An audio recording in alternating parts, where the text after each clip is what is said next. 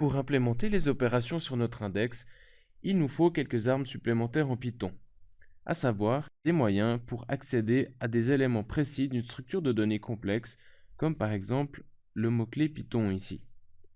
Alors, à ce propos, comment est-ce que je pourrais accéder à ce mot-clé Python? On va expérimenter un petit peu dans idle. Alors, j'ai mis ici notre structure de données exemple.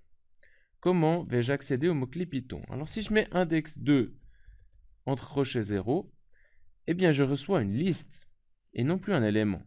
C'est logique, puisque index2 est une variable pointant vers une liste, celle-ci.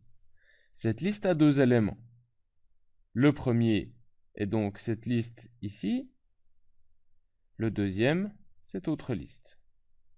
Donc en toute logique, si je fais index2 et à la place de mettre 0, je mets 1, eh bien je recevrai cette liste-là. Donc en résumé, index2, 0, eh bien c'est le premier élément de cette liste ici.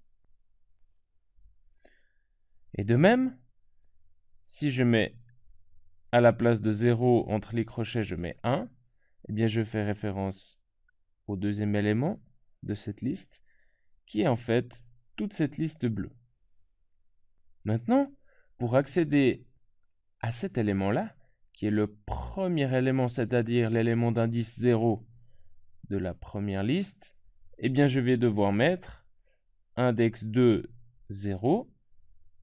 Et comme ceci est une liste, je peux réutiliser l'opérateur d'indexation. Et je dirais 0 pour accéder à l'élément 0 de la liste 0.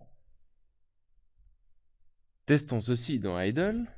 Index2, je mets ici entre crochets 0 pour indexer la première liste, et ensuite 0 pour le premier élément de la première liste. C'est bien ce qu'on voulait, le mot-clé Python. Je peux modifier ceci en mettant ici un 1. Qu'est-ce que l'on va obtenir? En toute logique, eh bien on va obtenir ceci. Allons-y, bingo! Donc cette expression-là, index2, 0, fait référence à cet élément-là. Et maintenant, comment vais-je pouvoir accéder à cet élément-là, c'est-à-dire le premier élément de la deuxième liste? Eh bien simplement en faisant index2, non pas 0, mais 1, qui pointe donc vers cette liste-là. Et ensuite, on veut le premier élément, donc je vais mettre 0, qui pointe donc vers cet élément-là. On vérifie, index2,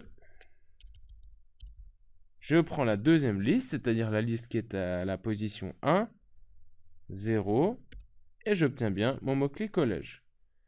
Bien entendu, si j'avais mis ici un 1, eh bien j'aurais obtenu l'URL du Collège du Sud.